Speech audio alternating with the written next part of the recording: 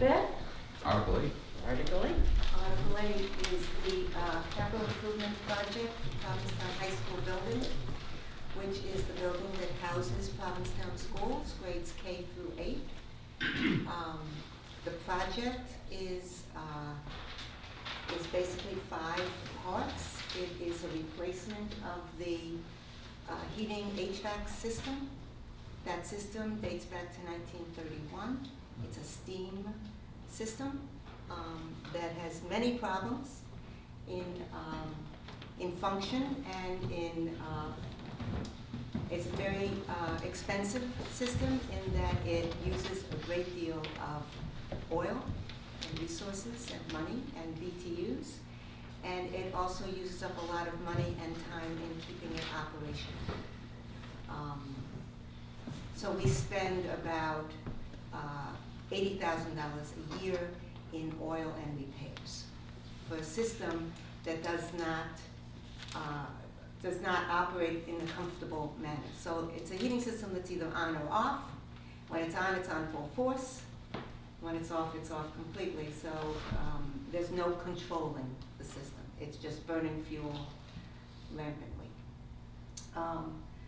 So it's a replacement system with hot water for steam, which means all new pipes. Many of the pipes date back to 1931. The second part of the project is activated because the HVAC system triggers the threshold for disability access compliance. And so we have about 30 elements in the building that need to be brought into compliance. Mostly they pertain to bathrooms, stairwells, and doors, and also to the front door, which is included in the budget to be ramped. That's something we don't intend to do, but we have to include it in order to get a variance for it. Town Hall experienced a very similar thing in the renovation of this building. The second part of the project is to replace the roofs that were put on in 1962, 1963. They are, on the 62 building, they are 30 years old at this point in time. They leak, they're failing, it's time to be for their replacement. They are the remaining roofs. The 1931 building roof was replaced 2 years ago. The gym has 8 glass block windows that are in great disrepair. They have no casings on the outside. They also need to be replaced. And that's the next big component of the project. And finally, the installation of a generator for emergency use to keep the building safe and protected. It's a very expensive project, coming in at $7.3 million, but we expect ultimately it will be less than that. $250,000 of that is just to ramp the front door, which we're not going to do. So we expect ultimately to spend around $7 million, and the state Massachusetts School Building Authority has committed to 50.68% of the costs of the project. So they're committed to $3.5 million. And the town would be responsible for the rest. It equals about 13 cents per $1,000 of your home's valuation. Can you address what if you have a yes vote, what if you have a no vote? What would that mean? A yes vote would be to appropriate the funds for Article 8, which is $7,355,310.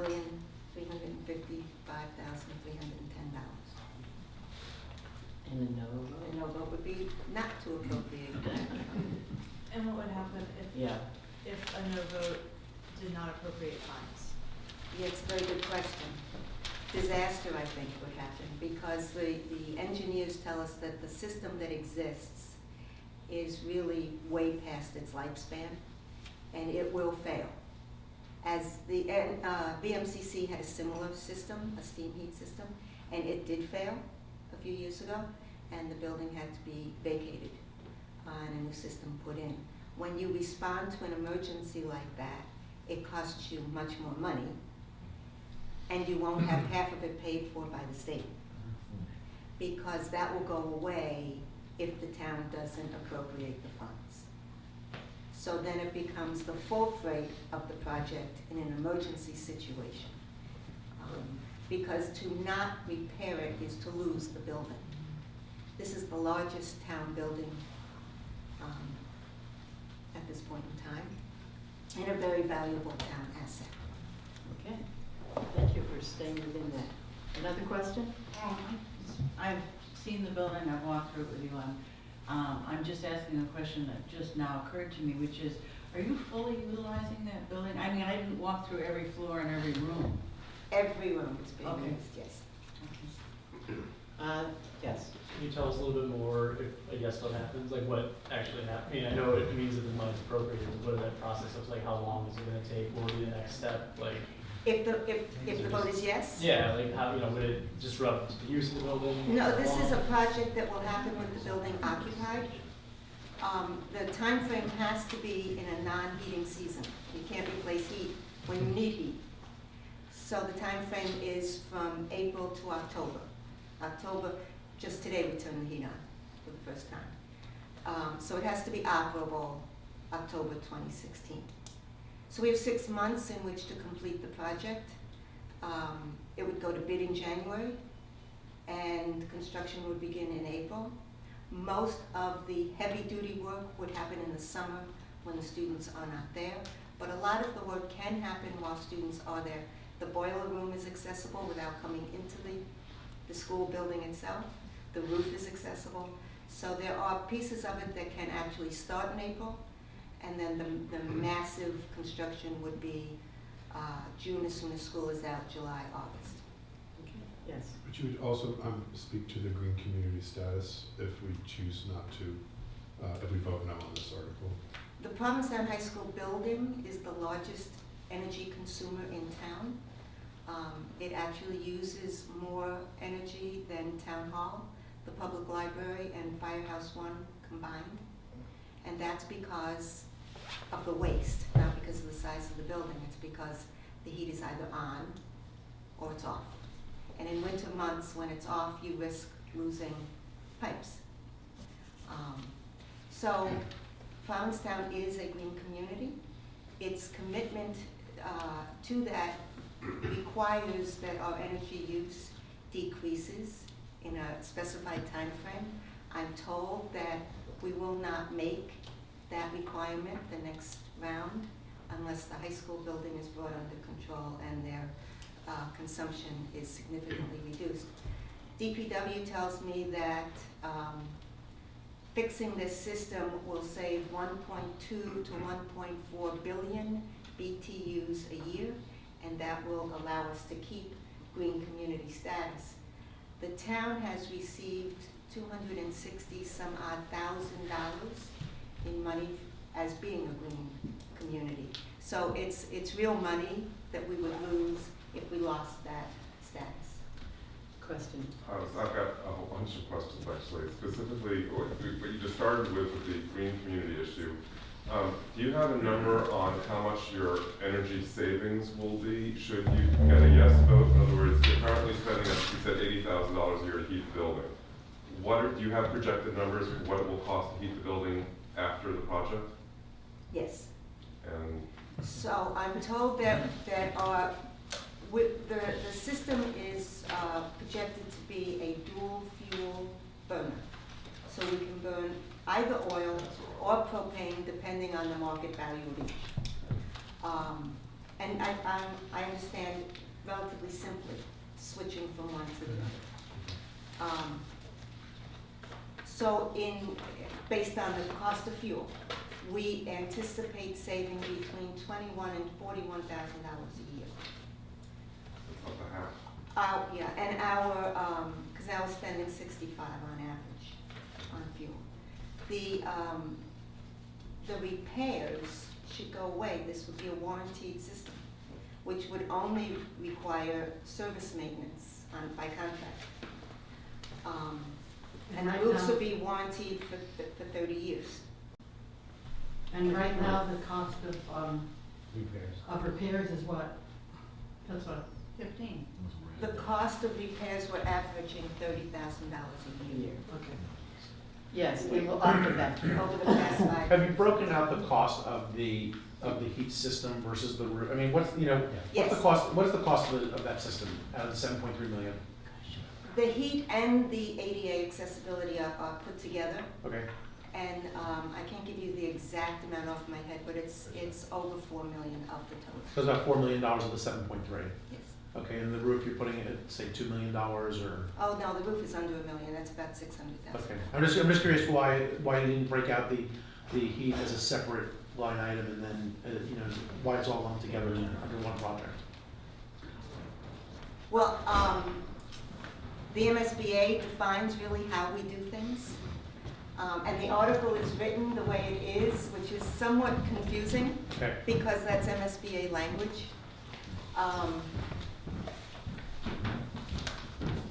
They supported the full project. okay. And MSBA means, The Mass School Building Authority, that's a state organization that builds and rebuilds and refurbishes Okay, historic we'll schools. go with you and then the gentleman in the back. Could you just give us a place on your website where they can see the full budget?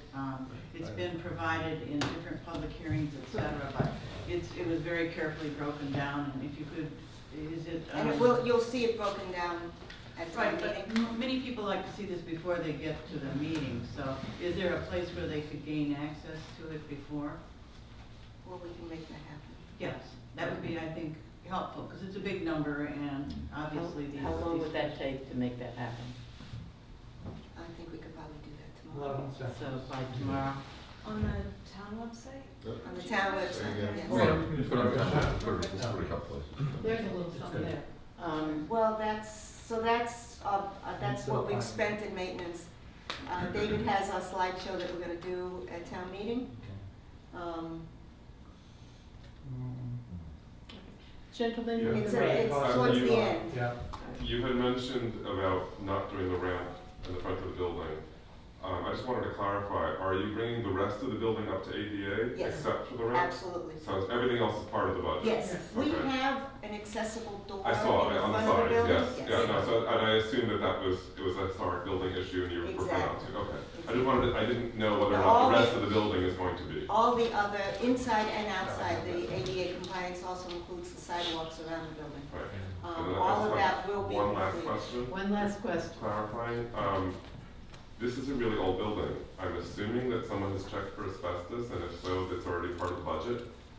There are contingencies for asbestos. There was no asbestos in the 1931 roofing project. There Yeah, but now you're was working with heat. asbestos in the casings around the gym windows, that's why they've been removed. So there is contingency money in case we find things, but the roofs have been cut. They've done all the testing to this point Okay. to give us the impression that that won't be an issue. But it's in the budget just in But case? it is in the budget. Okay, cool. Yes. You said this is one of the most valuable assets the town has. So what does the 7.3 represent as a percentage of the total value of the building, if we have any sense of that? The building is valued at 11-something million So this is, In current state, in its current state, yes. right. this is 70% of the value of the building. But the town's only paying half of that. Yeah. All right. Any other clarifying questions?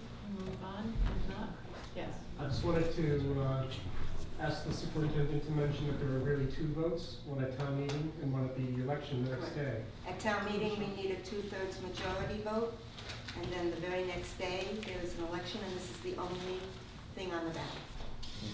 And that requires a majority of 1. And this is an important one, so, you know, your support would deeply be appreciated. So if there are any other clarifying questions? Just procedural then. Why, I'm new to the process, so I don't understand why do we have to vote on it twice? And why does it need 2/3 first and then a majority? Is it just because it's such a big amount of money? Up 2.5. It's a 2.5 override. And I'm sorry, I have no idea what that means. I can clarify. So it's a proposition 2.5 debt exclusion. The overall Yes. word is misleading. It authorizes the town to borrow the amount that's needed for the project. Okay. So it's not considered part of the town standard debt line. It's not out of the operating funds of the town. That's correct. This is more of a suggestion than a question. I think if we could get a value of the building after these improvements, because this is really a preservation thing. So if you're, when you do your presentation and see the full one, if you could say the 7.3 hedges our bets as a community so that the asset is worth X afterwards, I think that would make it more palatable to people. Can the assessor do that? Well, we need to look at it. Well, the thing is, right, it's a single-purpose building, right? And so a single-purpose building, among the methods of assessing as a single-purpose building, the most common is the cost to reconstruct, rather than the value as is. So we'd actually get we might need a construction cost to, because what you're really getting is you're essentially getting, right, not a new building, but your replacement cost is really going to be the value of the building. So we could run that, but your average appraisal, like the land in the building, is really not an accurate reflection of its value. So we could get it, but it's really the cost to construct it. It's going to be the value I'd look at. And could you get it by next week? No, so let me just say this about that. The town is required to educate its children. It needs a school building in order to do that. This particular school building to replace, currently the MSBA, and this is an interesting point because they came to look at it worried about their investment in a 1931 building. And so they really scrutinized the building, and they left totally convinced that it was worth their investment because the building otherwise is in such good condition. So they feel that its value and its lifespan will continue for many, many years. They generally don't fund something that they feel won't survive less than 50 years. So, and I've been to several MSBA meetings in this process, because this process has been going on for 2.5 years. New buildings are running minimally $70 million and up. Is that in the presentation? That's a big number to tell us. That's information. No, because it's not something we're even considering. Well, people Is in it? their mind, I think. There might be emotional need, yeah. Yeah. The easiest way to do it, and there usually is sort of a thumbnail, dollars per square foot construction. We've seen, $200 million high school built in Newton.